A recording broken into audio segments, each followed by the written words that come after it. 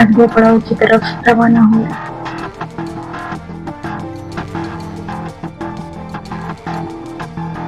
Jet में परवाज भरी, नीचे बर्फ से ढकी वादियां, ऊपर नीला आसमां, दरमियान में 3 जिंदगियां जो किस्मत के रहमो करम पर थी। सब कुछ ठीक चल रहा था, सब बहुत खुश थे कि अचानक आसमान का रंग बदला। बादलों ने अपने तेवर दिखाए, हवा की रफ्तार बढ़ी, बिजली चमकी और जेट बरसने लगा। पायलट चीखा, सीट बेल्ट बांध लो। क्रिस ने मोना को थाम लिया। कैटर ने कंट्रोल संभालने की कोशिश की, मगर किस्मत फैसला कर चुकी थी।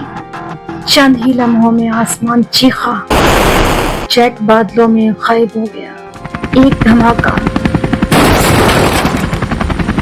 और हर तरफ खामोशी।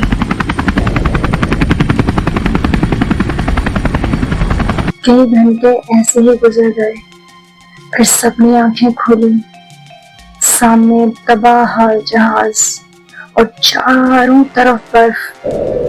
पायलट मर चुका था, बस 3 लोग जिंदा बचे, मोना, क्रिस और कैटर। मोना चिल्लाई, मुझे क्यों ले आए हो क्रिस? अब हम क्या करेंगे? हम तो फंस गए हैं। तुम हमेशा अपने कंफर्ट जोन में रहती हो। जब तक हिम्मत नहीं करोगी, कामयाबी कैसे पाओगी? हमें अब लड़ना है, जीना है, मरना नहीं। कुछ घंटे चलने के बाद उन्हें एक लकड़ी की झोपड़ी दिखाई दी और वो उसकी तरफ बढ़ गए। मोना ने पीछे मुड़कर देखा, जैसे कोई साया उसके पीछे से गुजरा हो। उसका दिल तेजी से धड़कने लगा। मुझे सर्दी लग रही है। और क्रिस पास खड़ा खामोशी से देखता रहा, चेहरे पर दर्द, दिल में आग। झोपड़ी में आग जल रही थी, तीनों आग के गिर्द बैठ गए। मोना ने कहा, मुझे भूख लगी है। कैटर बोला, मेरे पास सिर्फ बिस्किट है। और फिर क्रिस ने कहा। मुझे भी दो। कुछ देर बाद क्रिस पानी लेने बाहर चला गया, और बस यही वो लम्हा था जब कैटर ने मोना के करीब आकर आहिस्ता से कहा, मोना, कहो तो मैं इसे यहीं खत्म कर दूं। मैं तुम्हें किसी के साथ नहीं देख सकता। मैं तुम्हें चाहता हूं, तुम मेरी हो Mona. I love you damn it. इन्हें ये इल्म नहीं था कि दरवाजे के बाहर क्रिस खड़ा सब कुछ सुन रहा था, चुपचाप, बिना आवाज के। और फिर वो पलट गया, शायद वक्त का इंतजार कर रहा। क्रिस बाहर निकला तो सामने एक देवकामित रीछ खड़ा था, मगर वो कोई आम रीछ नहीं था, एक भटकी हुई रूह थी। वो सिर्फ दाढ़ती, चिपकती, मगर छू नहीं सकती थी, जैसे भटकी हुई रूह होती है। क्रिस ने चीखकर कहा। तीनों ने फैसला किया कि सुबह तक यही ठिकाना बेहतर है। और फिर थकन ने सबको अपनी आगोश में ले लिया। क्रिस आंखें मूंदे सो गया। मोना के दिल में अजीब सी बेचैनी थी, और कैटर के होंठों पे वही पुरस्कार मुस्कुराहट खेल रही थी, जैसे वो किसी नए खेल की तैयारी कर रहा हो। आग खिलो बुश। अब आता है ट्विस्ट पॉइंट। अगली सुबह भूख, प्यास और थकन ने तीनों को तोड़ दिया। रास्ते में रीछों के ढांचे बिखरे पड़े थे, फिजा में वही रूह की मौजूदगी उन्हें महसूस हो रही थी, जैसे अचानक पीछे से आवाज आई। तीनों ने पलट कर देखा, मगर कुछ नहीं था। डर के मारे मोना का चेहरा सफेद पड़ गया। खौफ और डर के साथ चलते चलते उनके और उनकी मंजिल के दरमियान एक रास्ता था, जो कि पहाड़ी रास्ता था। पहाड़ की बुलंदी तक पहुंचने के लिए भी उन्हें रस्सियों से बंधना पड़ा। क्रिस ने कहा, एक दूसरे को मजबूती से पकड़ो, अब पीछे नहीं हटना। सर्द हवा, बर्फानी तूफान और नीचे हजारों फीट की गहराई। चढ़ते चढ़ते मोना की रस्सी टूट गई और वो लटक गई, चीखने लगी। क्रिस ने जान की बाजी लगाकर अपनी बीवी को बचा लिया और तीनों गिर पड़े। सांस फूल गई। थोड़ी देर आराम किया, फिर आगे बढ़ गए। फिर तीनों ने एक जगह पड़ाव किया, वहां बैठे, कुछ बातें की, थोड़ा आराम किया और फिर आगे बढ़ गए। न पानी न खाना, बस जिंदा रहने की एक जंग थी। शाम ढली, उन्हें एक हार नजर आई।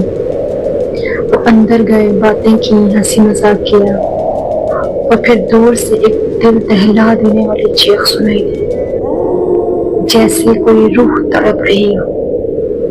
क्रिस ने कहा, मैं देखता हूँ, तुम लोग यहीं बैठो और खामोश रहो। और वो बाहर निकल गया और अंदर कैटर को मौका मिल गया। मोना के करीब आकर वो बोला, हम दोनों एक दूसरे के लिए बने हैं। क्रिस अब खत्म हो चुका है। मुझे इजाजत दो, मैं इसे खत्म कर दूं। ये छुरी उसी के लिए लाया हूं। मोना चुप रही और वो लम्हा गुनाह में बदल गया। क्रिस जख्मी हुआ मगर बच गया। वापस आया। मोना ने मरहम पट्टी की।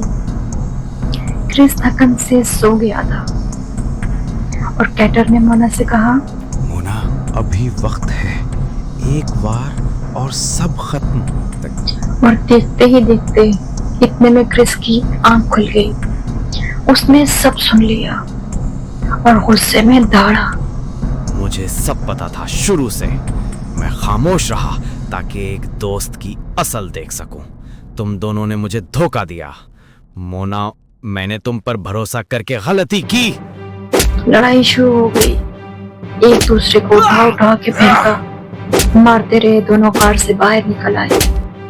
पहाड़ की चोटी पर लड़ते लड़ते एक लम्हा ऐसा आया कि क्रिस ने कैटर को धक्का दिया और कैटर फिसल कर नीचे गिर गया और गायब हो गया। खामोशी छा गई। क्रिस चुप बैठा आसमान को देख रहा था कि पल में क्या से क्या हो गया। मोना ने उसे देखा और उसके करीब आई और रोते हुए बोली, मैं गलत थी क्रिस, तुम्हारी मोहब्बत को नहीं समझ सकी। I am sorry. और इतने में वो दोनों वापसी के रास्ते पर चल पड़े। थोड़ा दूर जाकर एक रेस्क्यू हेलीकॉप्टर की आवाज आई। उन दोनों ने हेलीकॉप्टर को इशारा किया और फिर ये वापस चले गए। घर वापस आने के बाद मोना ने बैग उठाया और कहा, मैं तुम्हारे काबिल नहीं। मैं जा रही हूँ। क्रिस ने आगे बढ़कर उसका हाथ पकड़ लिया और नरमी से बोला, तुम जैसी भी हो, मैं तुमसे मोहब्बत करता हूं। इतनी आसानी से जाने नहीं दूंगा। तुम मेरी दुआओं का जिला हो। अगर आप लोगों को मेरी ये वीडियो पसंद आई हो तो चैनल को सब्सक्राइब लाजमी कीजिए, वीडियो को लाइक कीजिए और शेयर भी कर सकते हैं जिनसे ये मूवी रिलेट करती है। Thanks for watching.